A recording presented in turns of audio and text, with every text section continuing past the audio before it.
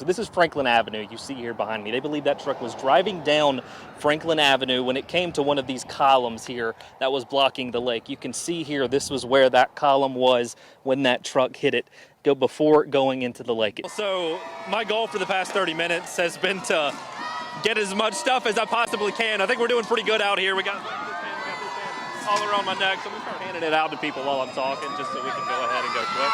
Here we go. We're going to start handing it out if we can get it to go through.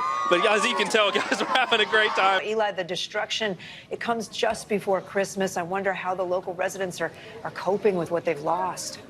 That's right. Well, always a devastating thing to happen, but especially with this timing. But the way they're coping is by coming together. And if you walk with me, I'll show you exactly how they're doing that. We're at the Kelowna Volunteer Fire Department, where there's kind of a makeshift gathering here so people can get things that they need. Yeah, guys, so a few big updates going on there right now. We got an update there. Originally, we were told there were 4 victims. We now hear that there were 5. We got an update on some of them. We know one person is in critical condition. We got an update on that juvenile as well. They told us she is in stable condition. Right here, this is the room where those protesters had been for the past 3 days. Now we're going to go ahead and play for you right now, once again, those sounds and scenes that we heard here around 9 o'clock.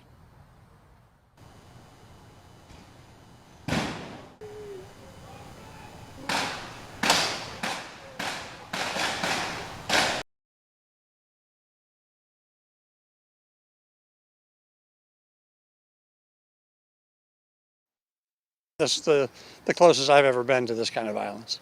Yeah, well, and I'm former military, and this is the closest I've ever been to this kind of violence. A terrifying wake-up call of gunfire for this Bywater neighbor who didn't want to go on camera. This is scene video he shot on his cell phone around 1 o'clock this morning of what his neighborhood was turned into after shots rang out. Gunfire erupted while we were out here trying to figure out what was going on. More gunshots. So we ran back into the house.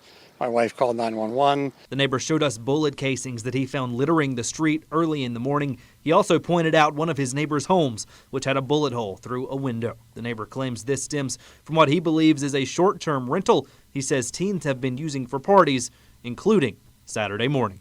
We're seeing more and more where these whole house rentals, where there's nobody there, there's no supervision. Sadly, no parental supervision. They just all let their kids out in the middle of the night to go to a party. There's no adults. We asked a member of City Council if the home, neighbors pointed out, had an active permit to operate as a short-term rental in the city. We were told it did not and that they would check into the incident. Hours later, this notice was posted on the door of the home saying the home was not in compliance with the city's law on short-term rentals. It was posted just after we saw a car from New Orleans Safety and Permits pull into the neighborhood. We're seeing people come and go that we've never seen before, and this party just was chaos. Bogalusa Mayor Tyron Trong sued, but the claims are going both ways. It's political. You know, we have a new mayor. I'm here, I'm doing my job. I'm making sure that everybody is paying their fair share. In this small town, that has not been the case. So now it's, oh, let's pile on him in court.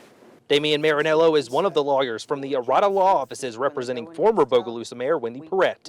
Prior mayors have received these payouts. Perrette and her lawyer are suing Trong for refusing to pay her over $30,000 in untaken vacation and sick time they say she accrued in her multiple terms as mayor.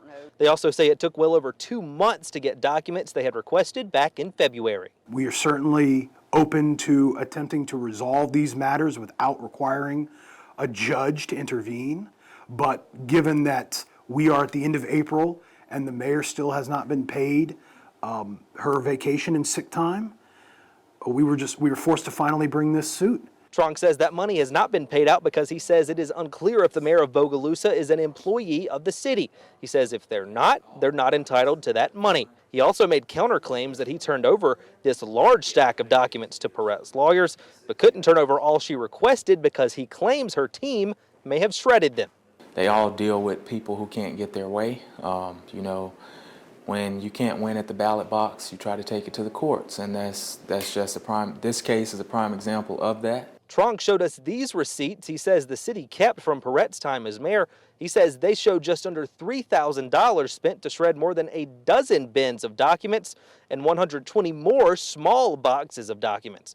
Receipts show some of those shreddings happened just days before Trong took office. The mayor also claims 4 computers were wiped, Much of the indoor security footage was deleted, and he found thousands of dollars in cash around City Hall. It was certainly never Mayor Wendy Perret's desire to pursue litigation, and certainly has nothing to do with any allegations of bad blood between anybody. Perret's lawyers say they would be happy to discuss those claims with Trong's lawyers, but won't comment on them until the allegations are officially made in court. They also added that the city's charter refers to the mayor as a city employee and that multiple past mayors have been paid out for their unused vacation and sick time.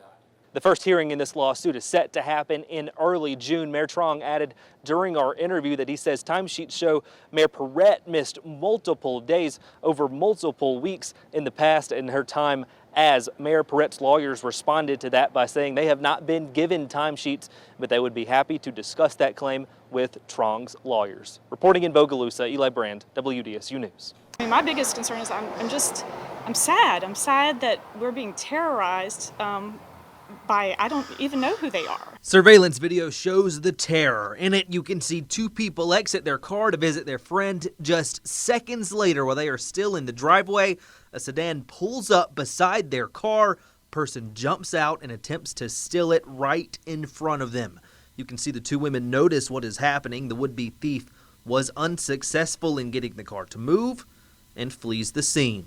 Thankfully, we did not, nobody was physically hurt, thank goodness, but it's still very anxiety-provoking for sure. The woman we interviewed says she pulled her friends inside for safety until police and security could arrive on scene.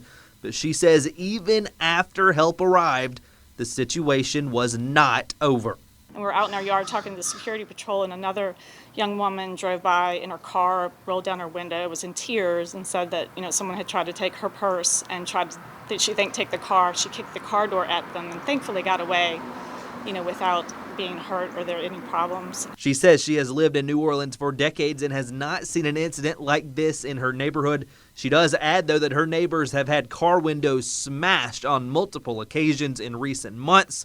She says the crime in the city and in Uptown have had an effect on her family. We don't go out to dinner as much as we used to, especially late, in the evenings. We certainly are very thoughtful about places we go, which is sad because we have so much to offer in our city, so much culture, so much enjoyment, and I think we're limiting ourselves. She says the goal should be to find a solution for all. I hope we can figure out how to make this better for everybody.